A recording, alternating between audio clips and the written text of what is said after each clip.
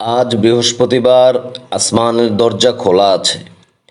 প্রতি বৃহস্পতিবার এবং সোমবার বান্দার আমলনামা ফেরেশতারা আল্লাহ তাআলার কাছে পেশ করেন। আজকের এই দিনে আমি আপনাকে ছোট্ট দুইটা দোয়া শিখিয়ে দেব ইনশাআল্লাহ। প্রথম দোয়াটা যদি আপনি করেন, আল্লাহ তাআলা আপনার জীবনের যত গুনাহ আছে সকল গুনাহ মাফ করে দিবেন। এবং দ্বিতীয় নাম্বারের যেই দোয়াটা আছে, এই দোয়াটা যদি জীবনে একবার অন্তত অন্তরের অন্তঃস্থল থেকে পড়তে পারেন, আপনার জন্য জান্নাত ওয়াজিব হয়ে যাবে। সুবহানাল্লাহ।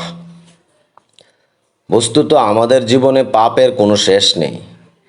শয়তানের ওয়াসওয়াসায় পড়ে আমরা অনেক পাপ করে থাকি, কিন্তু শয়তান মানুষকে যতই ধোকায় দেখ না কেন, আল্লাহর অবাধ্যতায় লিপ্ত করুক না কেন, বান্দা আল্লাহর কাছে তওবা করলেই তিনি সব মাফ করে দেন এবং মানুষের সব পাপ মুছে তাকে একেবারেই নিষ্পাপ বানিয়ে দেন। এমনই একটি গুরুত্বপূর্ণ দোয়া আমি আপনাকে একটু পরে শিখিয়ে দেব ইনশাআল্লাহ। তার আগে আমি অল্প কথায় দোয়াটা কিভাবে আমল করবেন, কখন আমল করবেন তা জানাবো। আপনার কাছে বিনীতভাবে অনুরোধ করব, ভিডিওটি শেষ পর্যন্ত দেখে এখান থেকে শিখে যাবেন এবং অন্য আরেকজনকে শেয়ার করে দিয়ে পড়ার, বোঝার, শিখার সুযোগ করে দিবেন। আপনার কারণে কেউ যদি আমল করে, সেইটার সওয়াব কিয়ামত পর্যন্ত আপনার আমল নামায় উঠতে থাকবে। এক হাদিসে নবী করিম সাল্লাল্লাহু আলাইহি সাল্লাম বলেছেন, সেই মহান সত্তার কসম যার হাতে আমার জীবন, যদি তোমরা পাপ না করো, আল্লাহ তাআলা তোমাদের নিশ্চিহ্ন করে দিয়ে এমন এক জাতি আনয়ন করবেন যারা পাপ করবে এবং আল্লাহর কাছে ক্ষমা প্রার্থনাও করবে, আর আল্লাহ তাআলা তাদেরকে ক্ষমা করে দিবেন। মুসলিম শরীফের 2748 নম্বর হাদিস।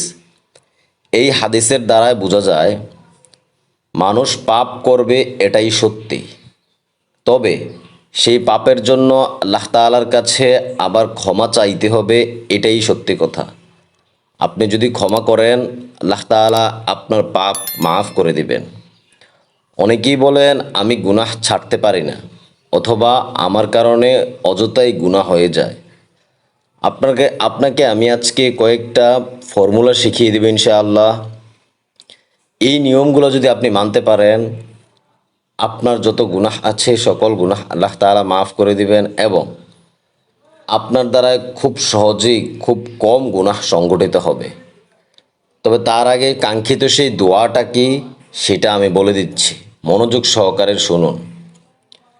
আল্লাহুম্মা গফিরলি মা কদ্দামতু ওয়া মা আখখারতু। খুবই ছোট দোয়া, পড়েন।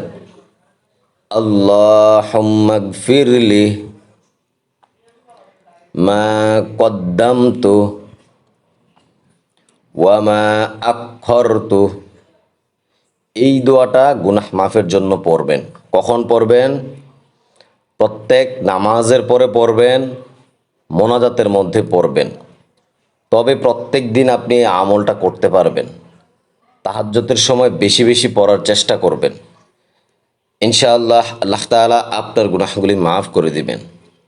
গুনাহ ছাড়ার জন্য আপনি কি কি কাজ করবেন, অথবা গুনাহ থেকে বেঁচে থাকতে আপনি কি কি কাজ করবেন? এক নম্বরে নিয়ত করবেন। কি নিয়ত করবেন? এই নিয়ত করবেন যে আমি যদি গুনাহের সুযোগও পাই, তাও আমি গুনাহ করব না। রাসূল সাল্লাল্লাহু আলাইহি সাল্লাম বললেন, কোনো বান্দা একটি পাপ করে বলল, হে আল্লাহ তুমি আমার পাপ ক্ষমা করো। তখন আল্লাহ তাআলা বলেন, আমার বান্দা একটি পাপ করেছে, অতঃপর সে জেনেছে যে তার একজন রব আছেন, তিনি পাপ ক্ষমা করেন এবং তা দিয়ে তিনি পাকড়াও করেন। যেহেতু ওই বান্দা মাফ চেয়েছে, আমি ওই বান্দাকে ক্ষমা করলাম, সুতরাং সে যা ইচ্ছা করবে। সহিহ বুখারীর 7507 নম্বর হাদিস। অর্থাৎ আপনার দ্বারা যখন গুনাহ হয়ে যাবে, নিয়ত করার পরও আপনি আল্লাহ তাআলার কাছে সাথে সাথে মাফ চেয়ে নেবেন। দ্বিতীয় নম্বর, সর্বাবস্থায় অজু অবস্থায় থাকার চেষ্টা করবেন। যেহেতু নামাজ বেহেস্তের চাবি, আর নামাজের চাবি হচ্ছে অজু। 3 নম্বরে অধিক পরিমাণে ইস্তেগফার পাঠ করবেন। পবিত্র কোরআনে আল্লাহ তাআলা বলেন, তোমরা তোমাদের রবের কাছে ক্ষমা প্রার্থনা করো, নিশ্চয়ই তিনি মহা ক্ষমাশীল। সূরা নূহ-এর আয়াত নাম্বার 10। 4 নম্বরে গুনাহের পরিবেশটা পরিবর্তন করবেন, অর্থাৎ যেই পরিবেশে গেলে আপনার গুনাহ হয়ে যায়, ওই পরিবেশটা আপনি ত্যাগ করবেন। 5 নম্বরে প্রত্যেক কাজের শুরুতে বিসমিল্লাহ বলবেন, এতে কাজে বরকত পাবেন এবং কাজ খুব সুন্দরভাবে সমাপ্ত হবে। 6 নম্বরে ঘর হতে বের হওয়ার সময় দোয়া পড়বেন। 7 নম্বরে সর্বাবস্থায় জিকিরে মশগুল থাকবেন। পবিত্র কোরআনে এরশাদ হয়েছে, তোমরা নিজ পালনকর্তাকে ডাকো বিনীতভাবে এবং সঙ্গোপনে, নিশ্চয়ই আল্লাহ তাআলা সীমা অতিক্রমকারীদের পছন্দ করেন না। সূরা আরাফের আয়াত নাম্বার 55। তারপরে ফজরের নামাজ জামাতের সাথে পড়ার চেষ্টা করবেন। জবানের হেফাজত করার চেষ্টা করবেন। প্রত্যেক নামাজের পর কিছু না কিছু যতটুকু পারেন পবিত্র কোরআন তেলাওয়াত করবেন। প্রিয় যুবক ভাই ও বোনেরা, আপনার পায়ে ধরে অনুরোধ করে বলি, গুনাহ থেকে ফিরে আসুন। যখনই মনে করবেন আমার দ্বারা গুনাহ হয়েছে, সাথে সাথে মাফ চেয়ে নেবেন। ওই জাহান্নামের আযাব বড় ভয়ঙ্কর আযাব, যা আপনি কখনো কল্পনাও করতে পারবেন না, 1 মিনিটও সহ্য করতে পারবেন না।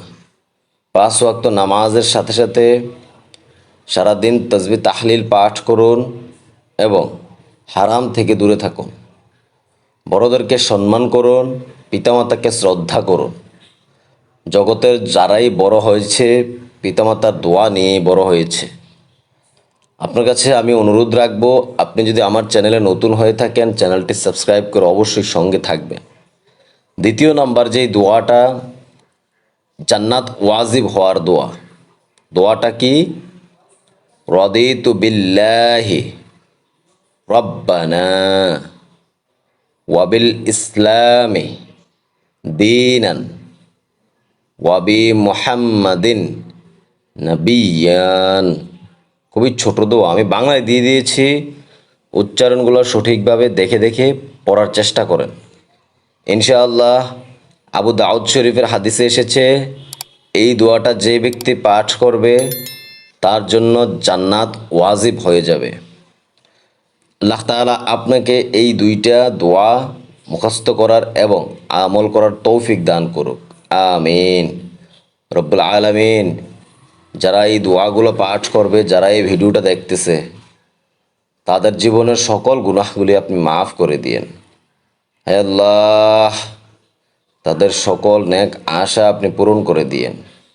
ইসলামের জন্য তাদেরকে আপনি কবুল করে নিয়েন। আবারও বলবো, শেয়ার করে দিয়ে 15 থেকে 20 জনকে দেখার সুযোগ করে দেন। সঙ্গেই থাকবেন। প্রত্যেক দিন 2টা করে আমরা ভিডিও দিয়ে রাখি।